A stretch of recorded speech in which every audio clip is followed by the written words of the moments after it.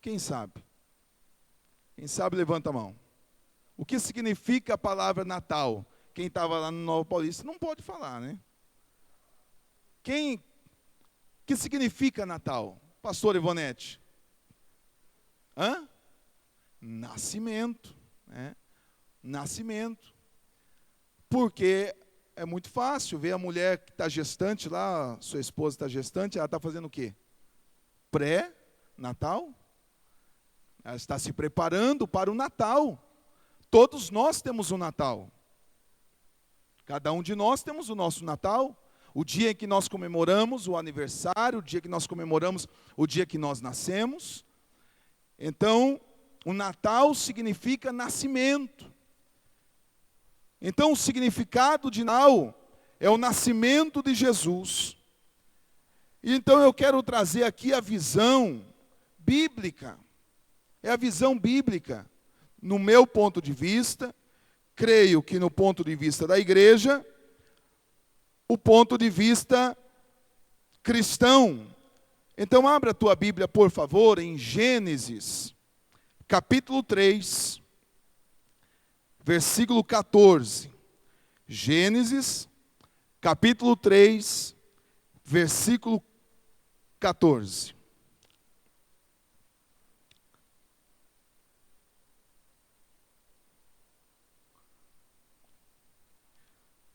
Muita gente para falar de Natal, vamos lá no Novo Testamento, em Mateus ou em Lucas, mas aqui nós vamos começar em Gênesis, capítulo 3, versículo 14.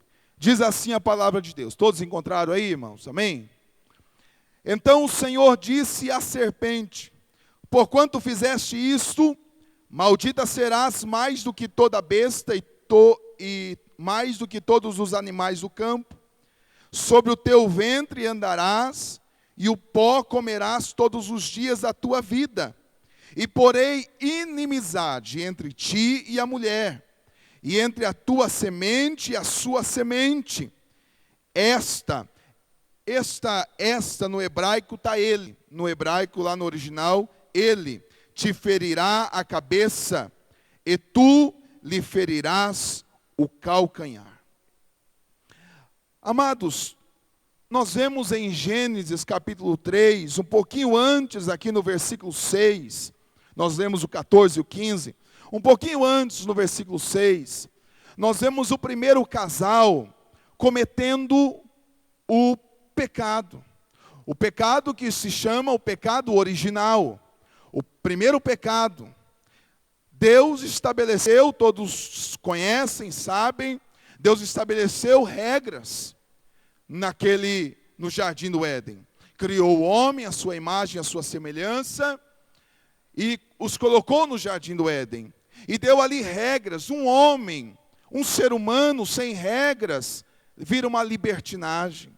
Não há liberdade, é libertinagem. Um homem sem regras, uma pessoa que não tem regras, é uma pessoa aí à mercê da sociedade. Então, por isso que existem as regras da sociedade, por isso que existem as regras da igreja, em que o pastor estabelece segundo a palavra de Deus. O homem é movido, ele precisa de regras. Aonde nós vamos, em qualquer lugar, no mercado tem regras, no shopping tem regras, na escola tem regras, em qualquer lugar nós temos que ter as regras. No trânsito, porque senão vira uma bagunça.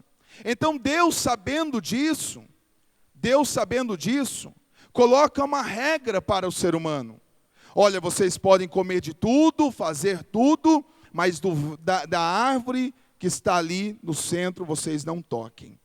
A Bíblia vai dizer que o inimigo, Satanás, ele incorpora em uma serpente, e ali em Gênesis 3 engana Eva. Eva, ela vê aquele fruto, os olhos dela ficam ali olhando para aquele fruto, desejando aquele fruto, e ali então ela é enganada, e a Bíblia diz então que posteriormente entrega para Adão, e Adão também comete o pecado. Qual é a primeira coisa que eles se fazem após o pecado? A primeira coisa que eles fazem após o pecado é tampar a sua nudez. aquela naturalidade, aquela transparência, aquela liberdade que existe agora não há mais, agora há maldade nos olhos deles. O pecado entrou, o pecado atingiu o ser humano como um vírus que entra no computador, deturpando todo o ser humano. Então ele começa a se tampar. Após eles se tampar, o que eles fazem? O que eles fazem? Se escondem de Deus. Isso é muito comum, amados. Pessoas que pecam, muito se escondem de Deus. Ao invés de virem para a igreja, ao invés de orarem mais, se arrependerem dos seus pecados, se afastam de Deus. O pecado afasta o ser humano de Deus. As pessoas não querem comunhão com pessoas santas, não querem conversar com pessoas de Deus, porque o pecado, não querem comunhão, até porque não tem como haver comunhão entre as trevas e a luz, mas precisa se pedir ajuda. Mas isso nós vemos lá no primeiro casal, eles pecaram e eles se afastaram de Deus, se esconderam de Deus, mas Deus dá inúmeras oportunidades. Então Deus diz: onde tu estás, Adão? Cadê você, Adão? Eu quero ter comunhão contigo. Aonde tu estás? E quando eles se aproximam de Deus, então Deus começa a perguntar o que aconteceu, mesmo sabendo, uma pergunta retórica, mas aí então, como também de costume, eles jogam a culpa sempre para o outro. Adão disse: foi a mulher que tu me destes. A mulher disse: é a serpente que me enganou. E então Deus, vendo aquelas desculpas, ninguém trazendo para si a responsabilidade, isso também ainda é comum nos dias de hoje, com o pecado. O pecado, né? Eu tenho uma história de que, vou contar rapidinho aqui, abre um parênteses, uma história de que na escola bíblica o pastor estava ensinando isso, aí um casal, um irmão, uma irmã, falou assim: eu não imagina que Adão pecou dessa forma, tinha tudo lá, foi tocar naquilo que não podia, eu não faria isso, imagina, tudo que nós estamos passando aqui é culpa deles, não é culpa minha. E aí o pastor ficou calmo, ficou quieto, passou um tempo, o pastor ligou para este casal, falou: olha, vem aqui na minha casa, nós preparamos um jantar para vocês.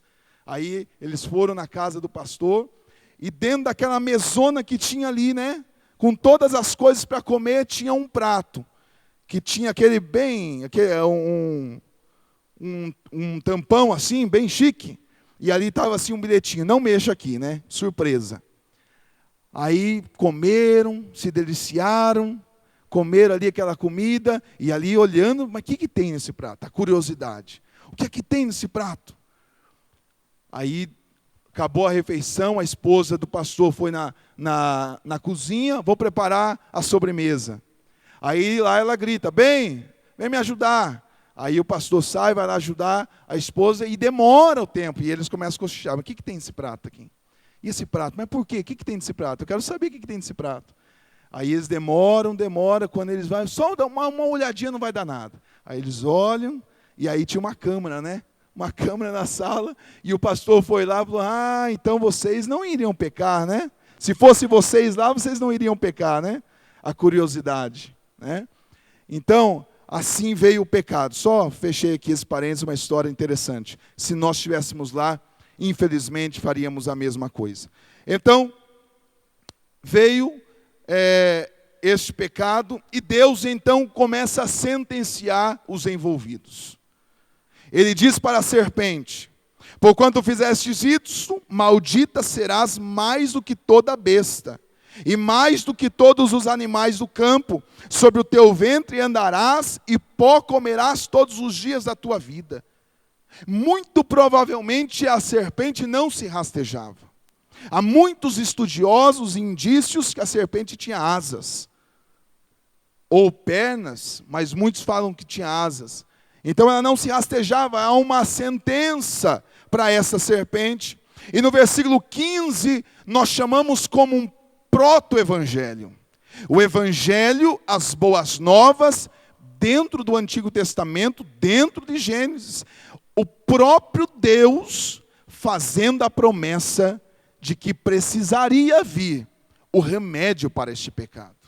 Precisaria vir o antídoto do veneno do pecado. Precisaria vir um Salvador. Deus fez essa promessa ainda no Éden. E ele diz: porém inimizade entre ti e a mulher, e entre a tua semente e a sua semente, e a semente da mulher ferirá a cabeça, e tu lhe ferirás o calcanhar. A serpente, o pecado, a serpente que tipifica o pecado, que simboliza o diabo, o pecado, ele fere o calcanhar da semente da mulher, fere através das tentações, fere através de tudo que nós sabemos o que Jesus passou na cruz do Calvário, além das chibatadas, além das humilhações. O apóstolo Paulo diz que aquele que fosse pendurado no madeiro seria maldito. Então ele é pendurado no madeiro, se fazendo maldito, se fazendo pobre, se fazendo ali humilhado para salvar. Jesus, na cruz do Calvário, ele esmaga a cabeça da serpente. E este esmagar a cabeça é fatal. Este esmagar a cabeça é algo cabal. Este esmagar a cabeça da serpente, não há mais poder neste veneno. Quando Jesus paga o preço na cruz do Calvário, ele vence a morte que é consequência do pecado. Romanos 6, 23, porque o salário do pecado é a morte. Ele vence a morte, ele vence o diabo e ele vence o pecado na cruz do Calvário. Por isso, quando nós estamos em Cristo, enxertados no corpo de Cristo, nenhuma maldição há para as nossas vidas. Romanos 8, 1. O apóstolo Paulo diz: nenhuma condenação há para aqueles que estão em Cristo Jesus e que não andam segundo a carne, mas segundo o Espírito. Quando andamos segundo o Espírito em Deus, em Cristo, nenhuma maldição pode nos atingir. A Bíblia vai dizer que ele fere. O ferir o calcanhar não é fatal. Ele fere o calcanhar porque Jesus bebe o cálice da ira de Deus. A ira de Deus, o cálice dessa ira, precisava ser derramado porque Deus é justo. Ele não se nega. Ele não está debaixo da lei da justiça, mas ele é a própria justiça. Deus é fiel aos seus próprios princípios. Então, por ele ser justo, ele precisa derramar este cálice da sua ira. Mas ao invés de derramar sobre nós, sobre mim, sobre você, sobre cada um, ele derrama este cálice da ira sobre o seu próprio filho. Então isso é o ferir o calcanhar. Há uma divisão, uma ruptura, há uma separação do filho com o pai na cruz do Calvário.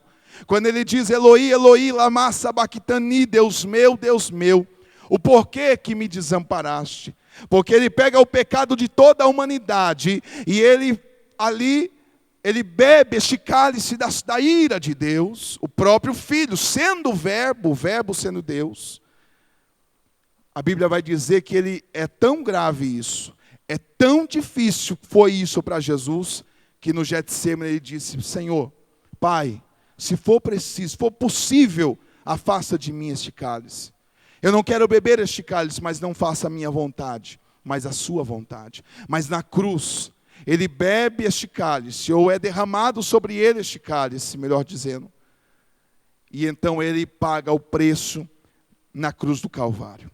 No versículo 16, e a mulher disse, Deus disse para a mulher: multiplicarei grandemente a tua dor e a tua conceição. Com dores terás filhos. O teu desejo será para o teu marido e ele te dominará. Há também uma sentença para a mulher. Provavelmente não teria dores de parto. Mas aí vem essa sentença e esta mulher então as mulheres agora passam a ter dores de parto, e agora as irmãs não vão gostar. Mas ser dominada pelo marido também é uma sentença para a mulher. Por isso, em que em toda a Bíblia nós vamos ver a mulher sendo sujeita ao marido. Deus não fez a mulher para ser sujeita ao marido, mas sim estar lado a lado, compartilhar as mesmas coisas, mas depois do pecado veio essa sentença para a mulher. Além das dores de parto, o desejo da mulher seria para o marido e o marido a dominaria. Está aqui na Bíblia, irmãos. Verso 17, a Bíblia diz que Deus fala para Adão: porquanto destes ouvidos à voz da tua mulher, e comestes da árvore do que te ordenei, dizendo, não comerás dela, maldita é a terra por causa de ti. Olha, Deus amaldiçoando a terra. Com dor comerás dela todos os dias da tua vida, espinhos e cardos também te produzirá, e comerás a erva do campo. No suor do teu rosto comerás o teu pão, até que te tornes a terra, porquanto dela fostes tomado, porquanto és pó, e em pó te tornarás. Então, a sentença do homem, a morte, veio do pó vai voltar à morte. Por isso que o salário do pecado é a morte. E ele teria então, do suor do teu rosto. O trabalho já existia, o trabalho não é depois do pecado. O trabalho foi o próprio Deus que colocou, o próprio Deus que inventou o trabalho. E esse trabalho era saudável, era bom, era salutar, era muito bom, era adoração a Deus, como ainda é adoração a Deus, mas não tinha o cansaço, não tinha fadiga, e isso veio, esta fadiga, este cansaço veio após o pecado, e por isso que os homens se cansam mais. E as irmãs trabalham, chegam em casa e trabalham, e parece que não cansa. E o homem fica lá, né, irmão Chard? Daí chega lá no sofazão lá e controle na mão. Mas aí vem o cansaço. Então em Gênesis 3, nós vemos aqui um resumo da alusão a Cristo, que Cristo venceria o pecado, que Cristo venceria, ele teria que vir alguém para vencer o pecado. Cristo nos justificaria e pagaria o pecado de Adão e de todos os homens. Cristo, no grego, Messias no hebraico, é o enviado de Deus, o Salvador da humanidade. A Bíblia vai dizer em Romanos 3, 23, porquanto todos pecaram e destituídos estão da glória de Deus. O que tudo isso tem a ver com o Natal? Vou chegar lá ainda. Mas todos pecamos e todos estávamos destituídos da glória de Deus. A Bíblia vai dizer em Eclesiastes capítulo 7, versículo 20, que não existe um homem sequer justo e que sempre faça o bem e que nunca cometa pecado. Não tem. Então, de acordo com tudo isso, precisaria vir o Salvador. De todos os profetas do Antigo Testamento, um se destaca mais acerca da obra messiânica de Jesus. O profeta Isaías, ele é apelidado, considerado como profeta messiânico. E no Isaías capítulo 9 de Isaías, versículo 6, abra aí a sua Bíblia, por favor, nós acompanharmos juntos.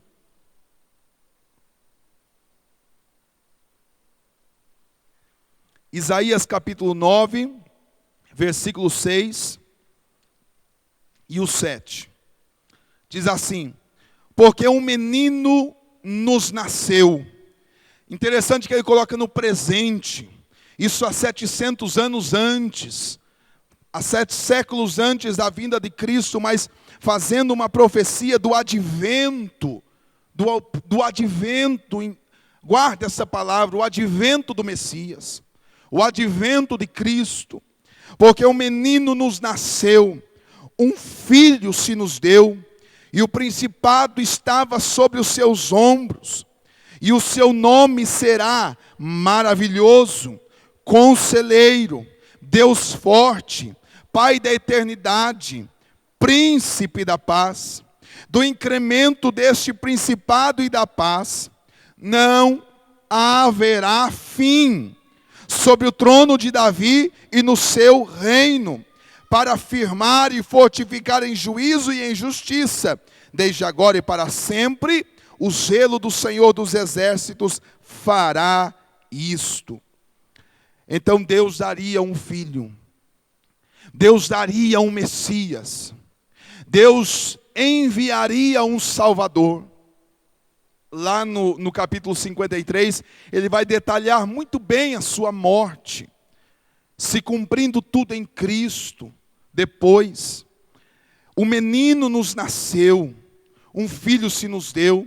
Quando nós vemos João 3,16, um texto áureo da Bíblia Sagrada, um texto um dos mais importantes, porque Deus amou o mundo de tal maneira que Ele enviou o seu Filho único, unigênito, para que todo aquele que nele crê não pereça, mas que tenha vida eterna. Deus enviou o seu Filho, Ele precisaria vir, porque o próprio Deus estabeleceu isso no Éden, fazendo a profecia, a promessa que nós chamamos de proto-evangelho. Vêm os profetas, o profeta Isaías se destaca mais a respeito do primeiro advento de Cristo, do primeiro advento do Messias. Precisava vir o Salvador, precisava vir o remédio para o pecado, porque todos nós estávamos destituídos da glória de Deus. Nós fomos contaminados com o pecado. Davi vai dizer: em pecado eu nasci, em iniquidade fui formado, em Isaías 51:5. Então, meus irmãos, precisava vir alguém para nos salvar e nos libertar. E se o homem quem pecou, Deus é justo. Deus é justo, entra a justiça de Deus. Se o homem pecou, quem tem que pagar pelo pecado? Quem tem que pagar pelo pecado? Se o homem que pecou, quem é que paga? O homem. Então por isso ele é chamado como o Filho do Homem. Se o homem pecou, o homem deve pagar. Mas não se acha homem justo. Não tem homem que sempre faça o bem, que nunca peque. Precisava vir alguém totalmente santo, totalmente separado, totalmente homem também. Por isso vem a natureza humana de Jesus. Jesus não é 50% homem, 50% Deus, porque senão não valeria a pena que ele pagou. Por isso ele foi totalmente homem, mas totalmente Deus, porque ele não veio do pecado, ele veio do Espírito Santo, ele não veio contaminado com este pecado, ele veio nesta terra. Essas promessas, essas profecias, quando que foi estabelecido isso? Isso é muito importante. Quando é que foi estabelecido? O homem pecou, Deus se pegou de surpresa. E Deus, o homem pecou, o que eu faço agora? Vamos ver um plano B. Será que foi assim? Vamos ver um plano C, e agora? Deus não foi pego de surpresa, coisa nenhuma. Abre a tua Bíblia, por favor, em Efésios, capítulo 1, versículo 14. Ou melhor dizendo, 4. Efésios, capítulo 1, verso 4.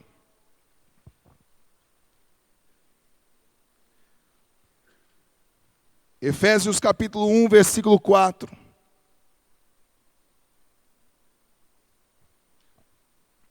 Diz assim: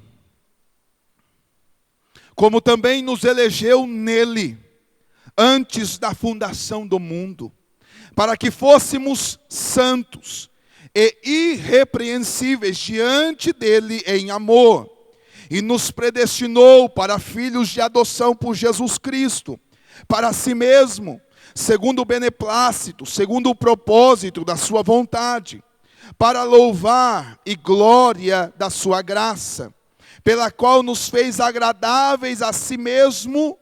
Ele nos fez agradáveis a si mesmo, aonde? No amado, com letra maiúscula, em Cristo.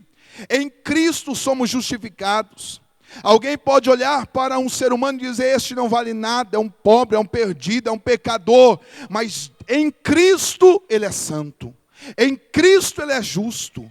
Em Cristo ele é regenerado. Em Cristo. Alguém pode olhar para alguém, um filho de Deus, e ver como um pecador, como alguém falho, mas se ele estiver debaixo da cobertura de Deus, se ele está em Deus, em Cristo, ele crê no Senhor Jesus, Deus o vê como justo, Deus o vê como santo. Há uma falsa interpretação, meus irmãos, com relação ao livro de Tiago, quando diz que a oração feita por um justo pode ir muito em seus efeitos. E alguém pode dizer: o justo é o pastor, o justo é o levita, o justo é aquele homem de Deus, aquele abençoado, aquele homem do Senhor. Mas justo é todo aquele que crê no Senhor e é justificado pelo sangue de Jesus. Então todos os crentes são justos diante de Deus, porque são justificados pelo sangue do Senhor Jesus. Ele vai dizer no versículo ainda 7, em que temos a redenção. Por onde? Por obras? Não, pelo seu sangue, e a remissão das ofensas, segundo as riquezas da sua graça. Quando isso? Quando? Desde da fundação do mundo. Desde a fundação do mundo, Deus já planejou. Abre a tua Bíblia, por favor, em 1 Pedro, capítulo 1, versículo 18. 1 Pedro, capítulo 1, verso 18.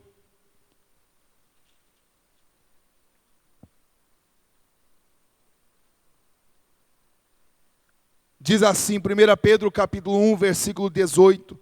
Sabendo que não foi com coisas corruptíveis como prata ou ouro, que fostes resgatados da vossa vã maneira de viver, que por tradição recebestes de vossos pais, mas com o precioso sangue de Cristo, como de um cordeiro imaculado e incontaminado. Por isso ele veio do Espírito Santo. Se o homem não poderia pagar a dívida, então Deus, por santo amor, ele se fez homem para pagar essa dívida por nós. Quando nós entendemos esta realidade, nós amamos muito mais a Deus. Quando entendemos esta verdade, nós adoramos muito mais a Deus, porque o amor de Deus foi tão grande por nós. O homem não poderia pagar a dívida era muito alta. Só o homem poderia pagar esta dívida. Então ele se fez carne. Isso está em João, isso o apóstolo Paulo também diz aos Filipenses, capítulo 2, que ele não teve por usurpação ser igual a Deus, mas aniquilou-se a si mesmo, tomando forma de servo, e sendo obediente até a morte, morte de cruz, que é a pior morte. Amados, ele se fez, mas ele veio homem, mas se ele fosse contaminado, não serviria o sacrifício. Se ele viesse corruptível, não serviria o sacrifício, porque Deus quer coisas perfeitas. O sacrifício deveria ser perfeito, e por isso Cristo veio. Em Deus, Deus se encarna, imaculado e incontaminado. Nós não fomos resgatados, a igreja do Senhor não foi resgatada nem com ouro e não com prata, mas a igreja do Senhor foi resgatada com o precioso sangue do Senhor Jesus, como um cordeiro imaculado e incontaminado. Abre a tua Bíblia agora, por gentileza, em Apocalipse, capítulo 3, 13, versículo 8. Apocalipse capítulo 3, 13, versículo 8. Sobre aqueles que adoram a besta, sobre aqueles que adoram o anticristo. Apocalipse capítulo 13, versículo 8. O que tudo isso tem a ver com o Natal? Calma aí, irmão. Verso 8. E adoraram-na todos os que habitavam sobre a terra, estes cujos nomes não estão escritos no livro da vida do Cordeiro, que foi morto, quando? No ano 33, 36, depois de Cristo? Quando que ele foi morto? Desde a fundação do mundo. Isso já estava estabelecido no coração de Deus. Isso já estava no Senhor, desde a fundação do mundo. Se concretizou, mas já estava no coração de Deus, desde a fundação do mundo. Ele já estava me vendo, Ele já estava te vendo, Ele já estava me amando, Ele já estava te amando, desde a fundação do mundo. Que perfeição, que bênção. Depois de tudo isso, essa introdução do pecado, das promessas que viria um Salvador, das promessas que viria alguém para pagar este pecado, que deveria ser homem, que estava no coração de Deus desde a fundação do mundo. Agora sim, é Natal. É Natal, porque Cristo nasceu, Jesus veio, e isto é motivo de júbilo, isto é motivo de adoração, isto é motivo de louvor, porque nasceu o Salvador da humanidade. Você pode aplaudir Jesus por isso? Aplauda Ele, aleluia. Abra a tua Bíblia, por favor, em Mateus 2:1.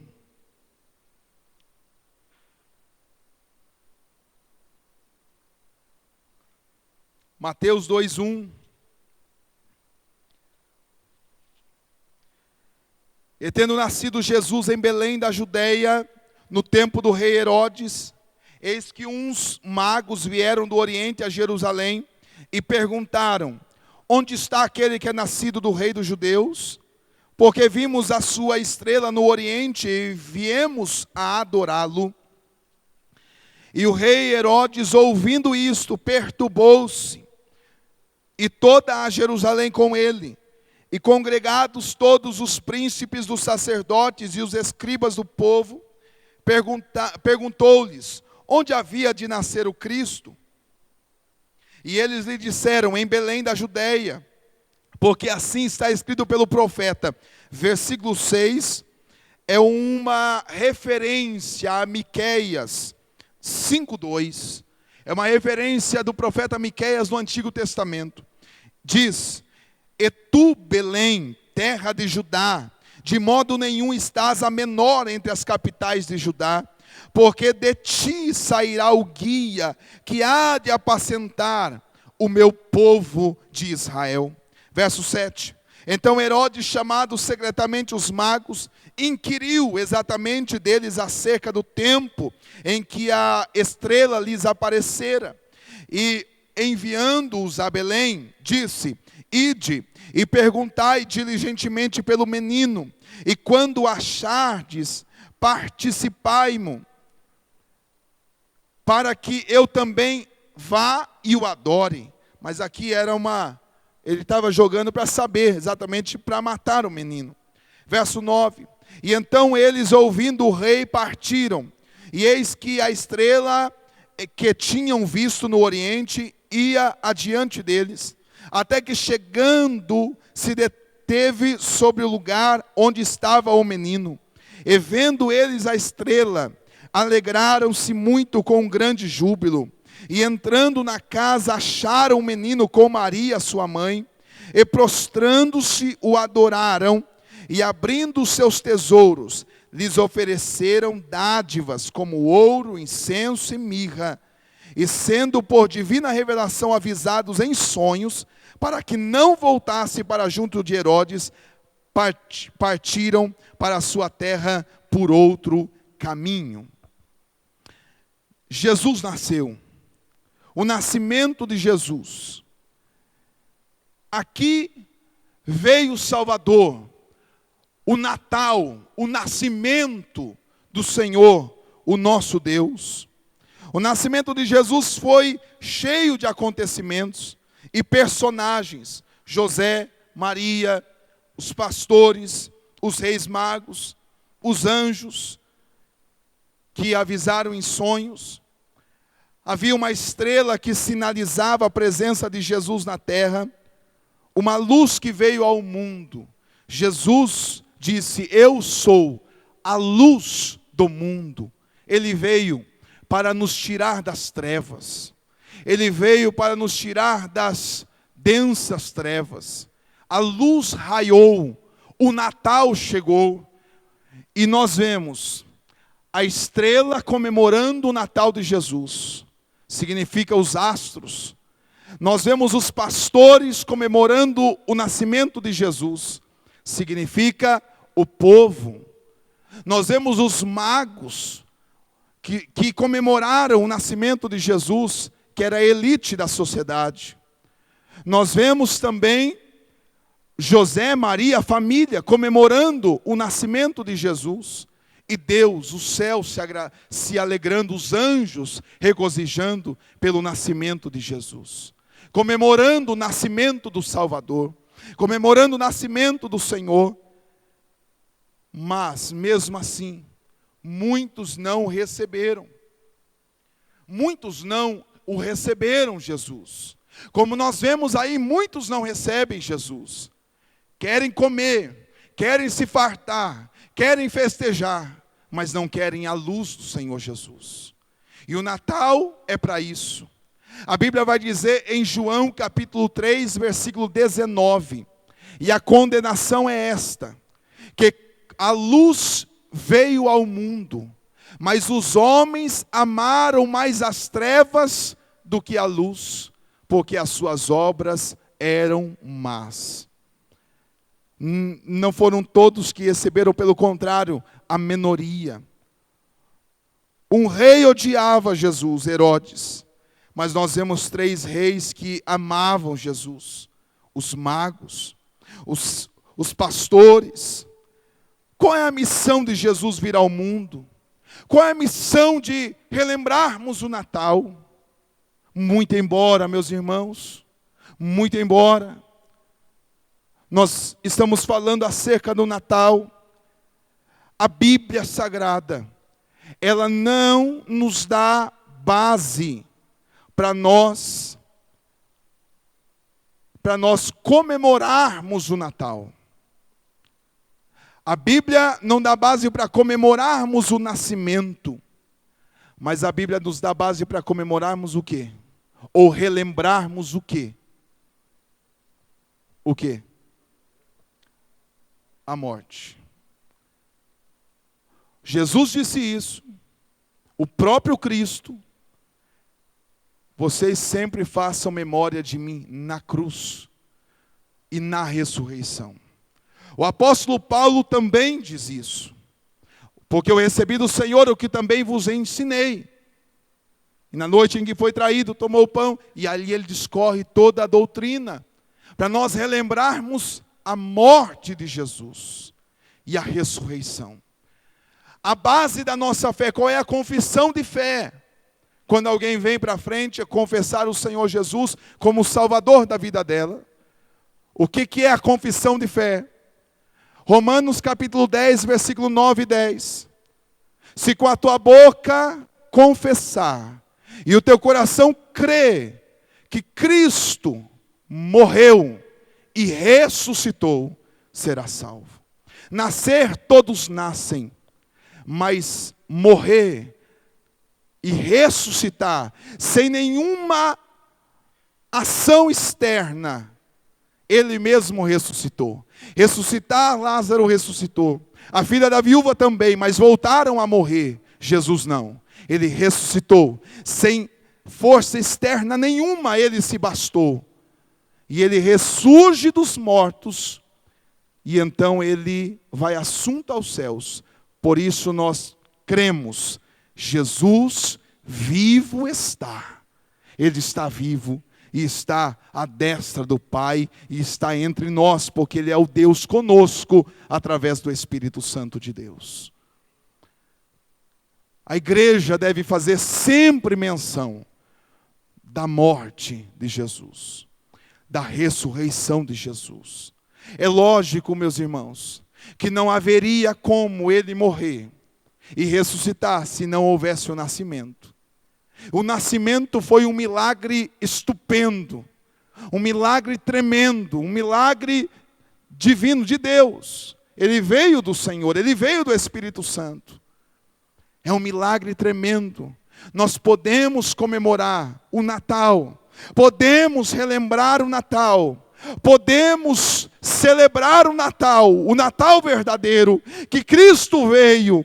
Ele veio a este mundo para nos salvar. Ele veio a este mundo para nos libertar do pecado. Ele veio neste mundo para pagar o preço por nós. Ele veio neste mundo para ser pendurado no madeiro e dizer: está consumado. Ele veio e por isso comemoramos, e por isso exaltamos, porque Ele veio, Ele nasceu, mas a mensagem nossa é que Ele morreu e ressuscitou dentre os mortos. Amém, meus irmãos? Qual foi a missão de Jesus vir ao mundo? Por que Ele veio ao mundo? Ele veio para ser. Nós vamos aqui rapidamente, depois eu abro um espaço para os irmãos, de acordo com os presentes que Jesus recebeu. Os reis magos vieram e deram presente. O primeiro presente que veio, que os magos deram, magos era um título que era dado para os sábios na época. Reis, sábios que estudavam astronomia, e então dava esse título de magos por serem sábios. Estes reis magos deram ouro. A família de Jesus era pobre. Nós vemos isso em Lucas. Quando eles foram levar a oferta sacrificial no templo, a família de Jesus deu 2 pombinhos. Era de acordo com a sua renda, era de acordo com as suas possibilidades. Um davam animais grandes, outros davam rolinhas, outros davam pombinhas. E a família de Jesus, José e Maria, deram 2 pombinhas, simbolizando ali claramente uma família simples, pobre. Então Deus provê. E os magos levam ouro para Jesus. Ouro só recebia um rei. E quando um rei dava um ouro para outra pessoa, ele estava dizendo: tu és um rei superior a mim. Alguém que recebia o ouro de um rei, ele só poderia receber como ele era um rei superior. E quando o mago, o rei, dá ouro para Jesus, ele está dizendo: tu és rei dos reis. Jesus veio neste mundo para ser rei dos reis. Ele veio, por isso comemoramos o Natal, porque chegou o rei dos reis. Glória a Deus. Ele recebeu também um incenso. Incenso simboliza o sacerdócio. Ele é sacerdote. O incenso era utilizado pelos sacerdotes no templo. Lá em Salmo 141 nós vemos ver que quando os sacerdotes entravam no templo, eles acendiam o incenso e eles diziam: Senhor, que a minha oração possa subir como este incenso sobe a ti, e que seja agradável às tuas narinas. Então o sacerdote, ali dar o incenso, significa que Jesus era sacerdote. E o autor aos Hebreus, desconhecido, mas ele ali ensina, dizendo que Jesus, o sacerdócio de Jesus, ele é da linhagem de Melquisedeque. Ele é não apenas um sacerdote, onde o seu ministério sacerdotal se acaba com a sua vida, mas ele é sumo sacerdote, um sacerdócio eterno, um sacerdócio que não tem fim. Ele continua intercedendo por nós, porque o sacerdote intercedia pelo povo, e agora Jesus é o sumo sacerdote, e ele continua intercedendo pela igreja, pelos seus filhos, e é um sacerdócio que não tem fim, até no céu ele ainda vai interceder por nós. É o sumo sacerdócio, na linhagem de Melquisedeque. Ele é rei para você, ele é o teu rei, nasceu o rei, ele é o teu rei, ele é o teu sacerdote. Quando o outro rei dá um outro presente para Jesus, ele dá a mirra, ou óleo, a mirra. A mirra é um óleo cheiroso extraído de uma planta, e era utilizado muito pelos profetas. Então, quando um rei deu uma mirra, um óleo para Jesus, ele está dizendo: tu és um profeta. Profeta precisa ter mensagem. Quem não tem mensagem não é profeta. E Jesus veio com a mensagem, Jesus veio com o evangelho, Jesus veio com as boas novas. Quem crer em mim, ainda que esteja morto, viverá. Este é o evangelho, esta é a palavra, esta é a mensagem do profeta, a mensagem do reino, a mensagem do reino. Ele veio para pregar o reino do Pai. A Bíblia vai dizer em Mateus 25, quando a igreja do Senhor vir no céu, Ele mesmo vai vir como anfitrião, Ele vai abrir as comportas dos céus e vai dizer: vinde benditos do meu Pai, e possuam tudo isso por herança do reino de Deus que já está preparado desde a fundação do mundo. Jesus é o profeta. Então, ele é rei. Ele veio para quê? Ele veio para reinar. Ele veio para quê? Ele veio para ser sacerdote. Ele veio para interceder.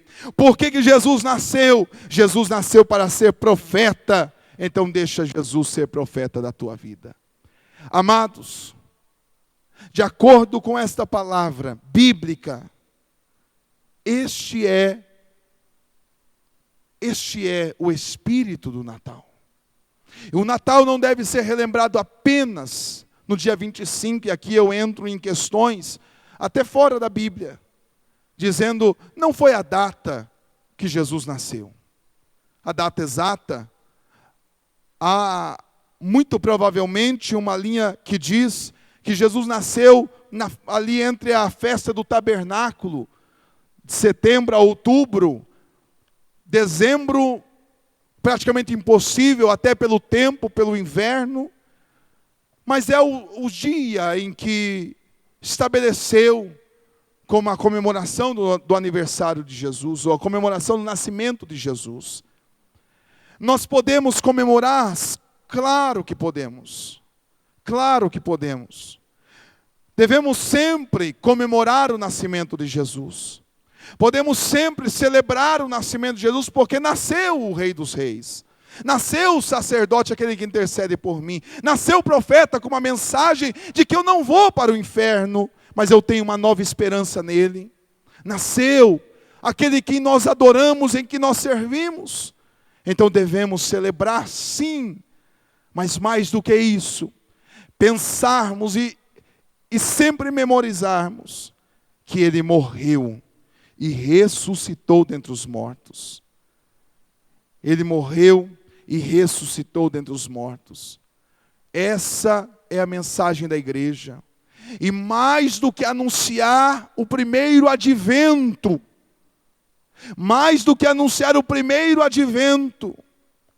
porque isso os profetas fizeram no Antigo Testamento, a igreja hoje deve anunciar o segundo advento.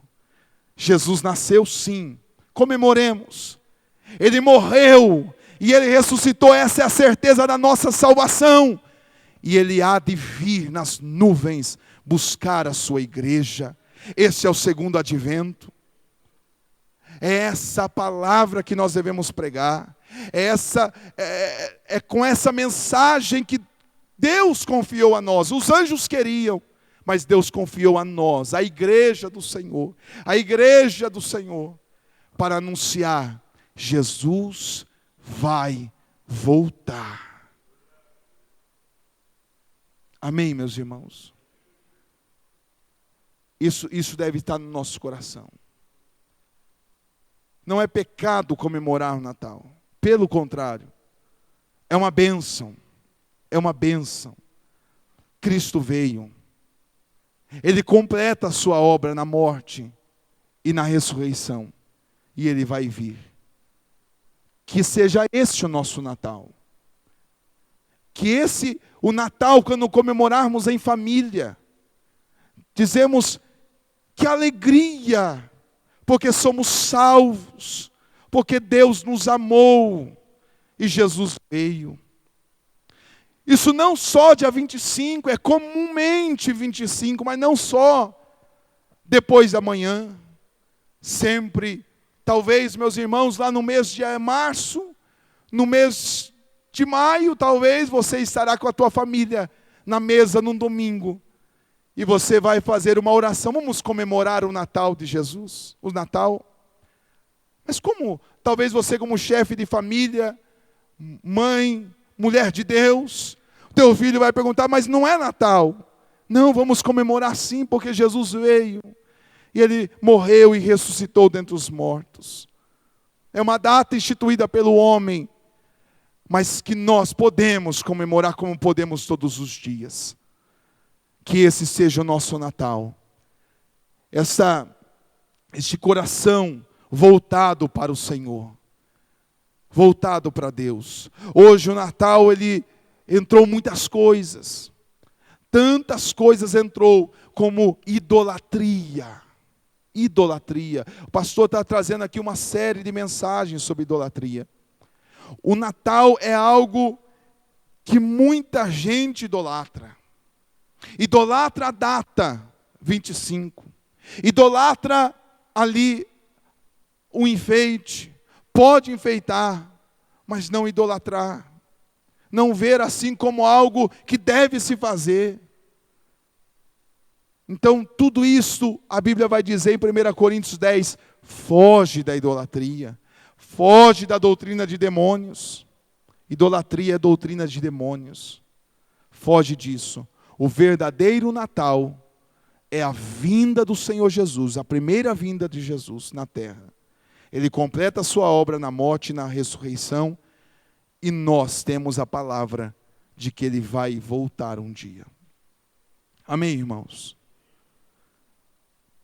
Eu encerro aqui a minha participação, querendo ajudar, trazendo essa palavra. E eu quero perguntar para os irmãos se alguém tem alguma dúvida, algum questionamento, que quer colocar aqui, alguma pergunta aqui, o pastor Dorival vai responder para vocês.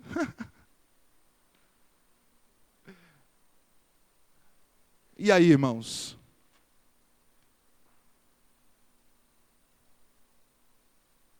Tá tudo certo? Quer falar, Maurício? Fala, irmão Nilson. Fala, irmão Nilson.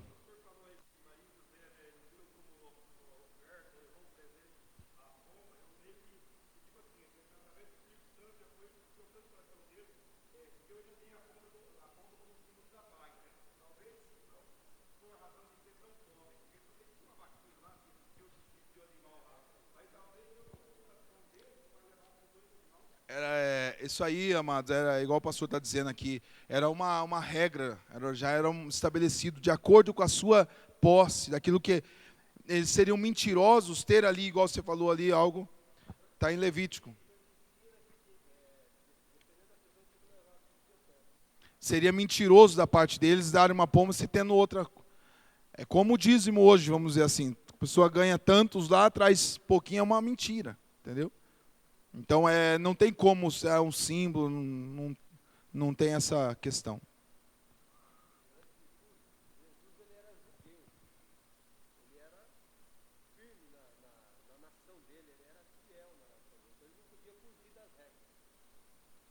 Fala, irmão Gildo. A árvore de Natal.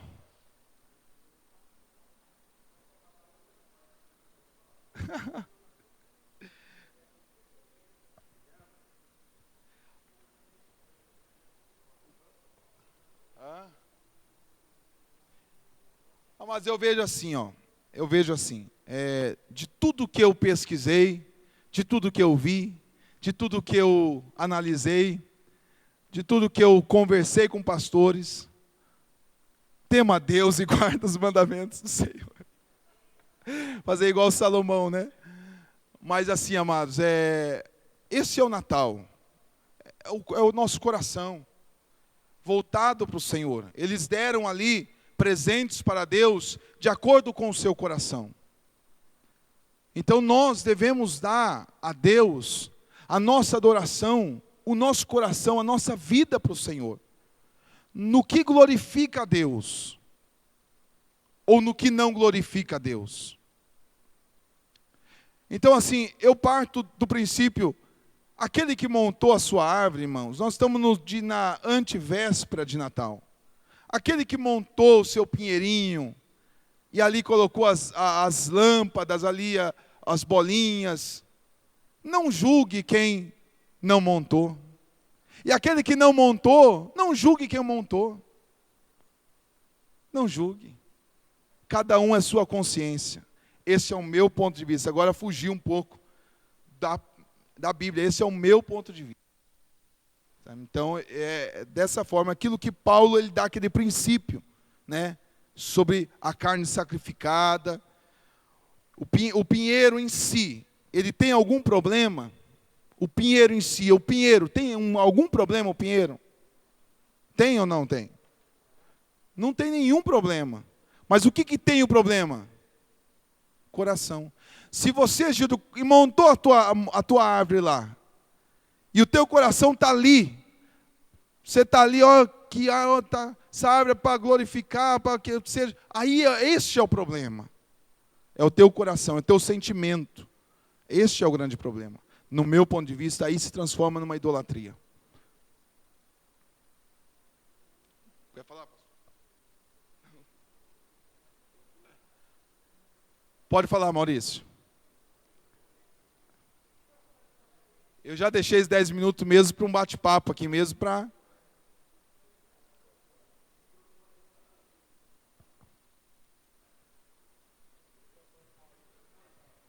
Você quer falar no microfone, não quer? Tá vendo? Brincadeira, hein?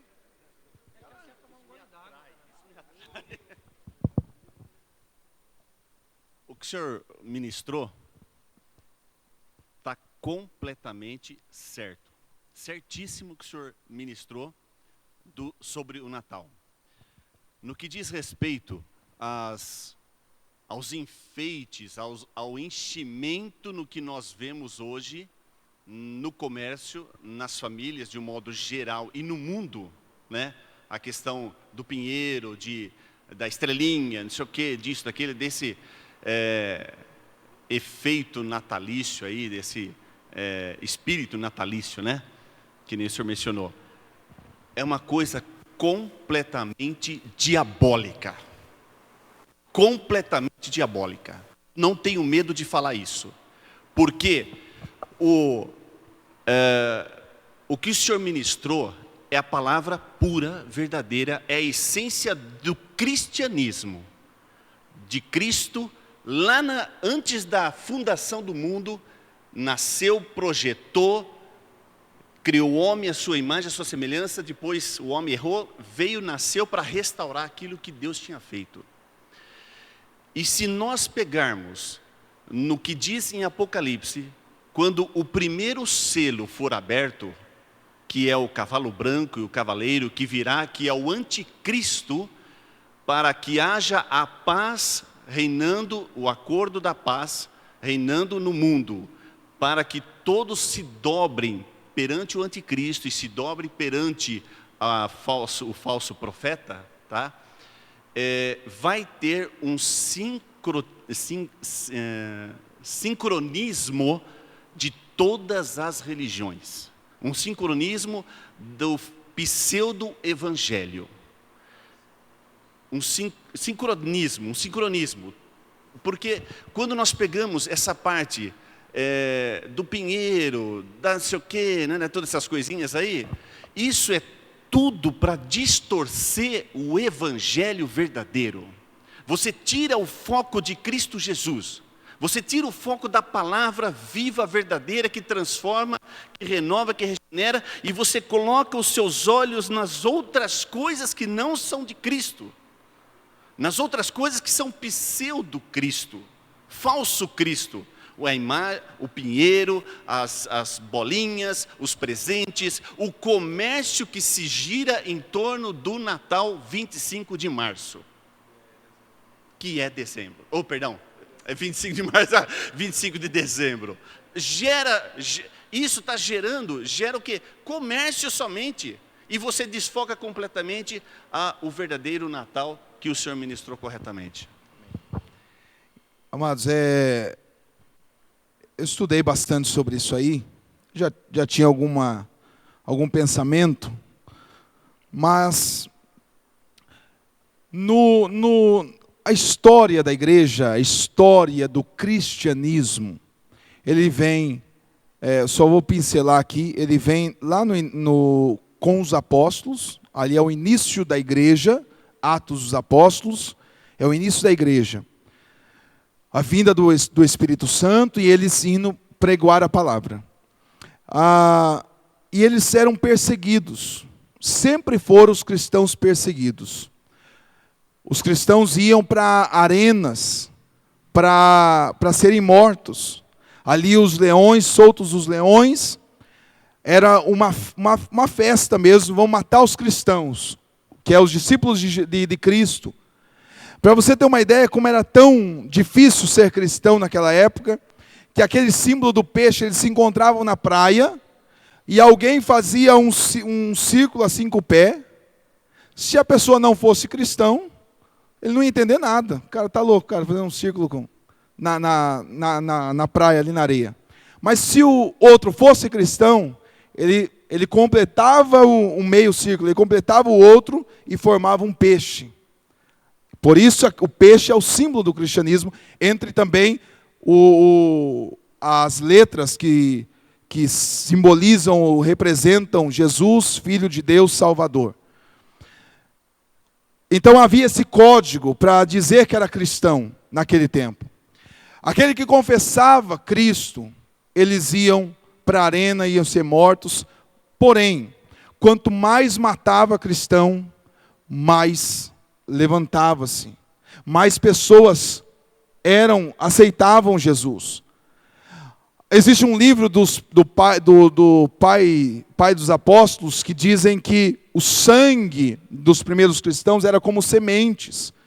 Quanto mais escorria sangue de cristão, mais sementes brotavam e pessoas convencidas pelo Espírito Santo aderiam à fé em Cristo.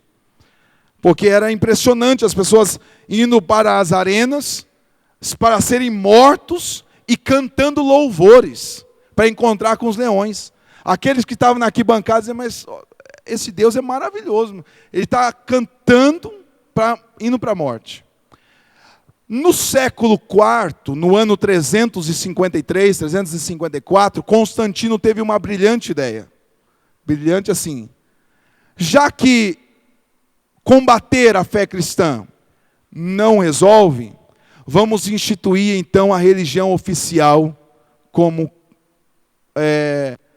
cristão.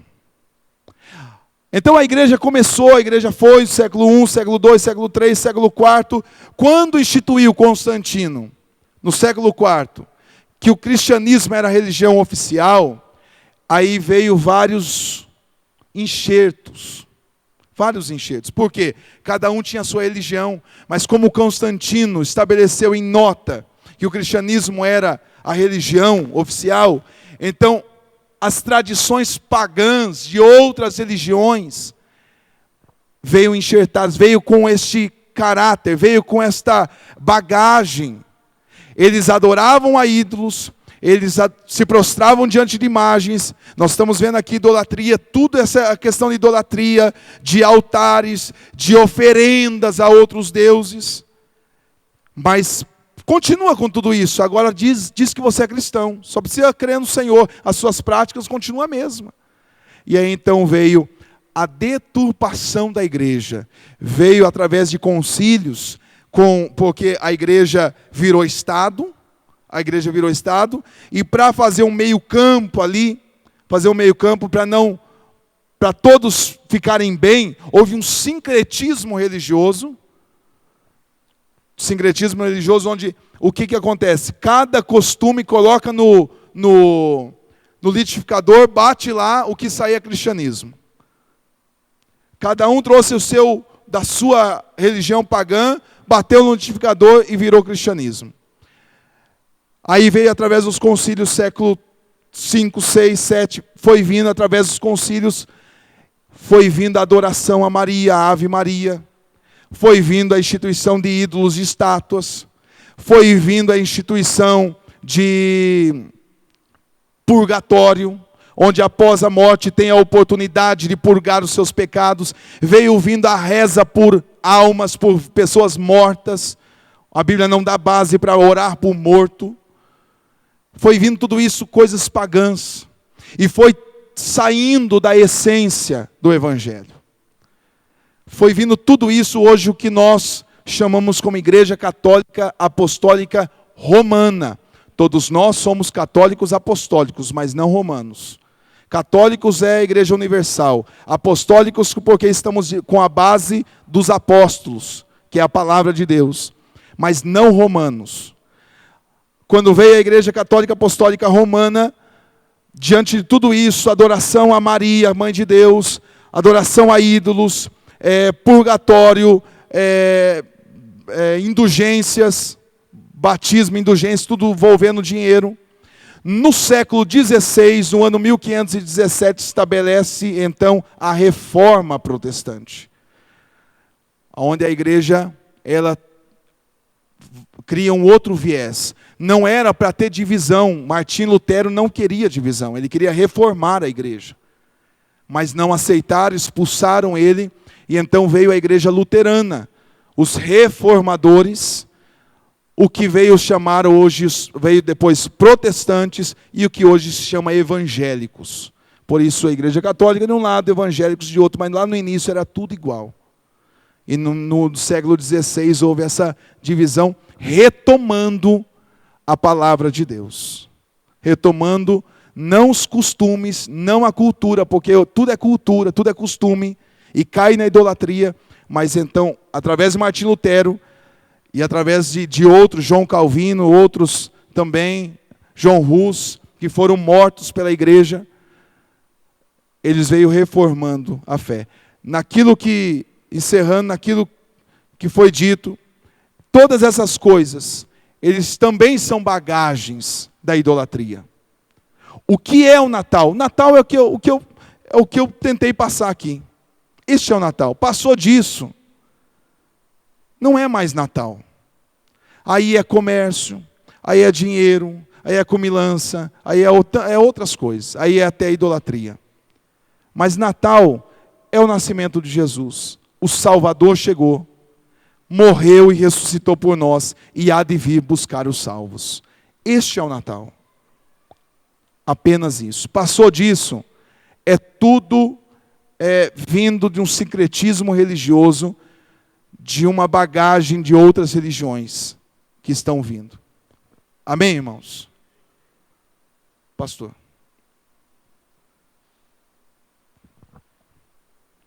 Diante de tudo isso, pode-se desejar Feliz Natal ou não pode desejar Feliz Natal?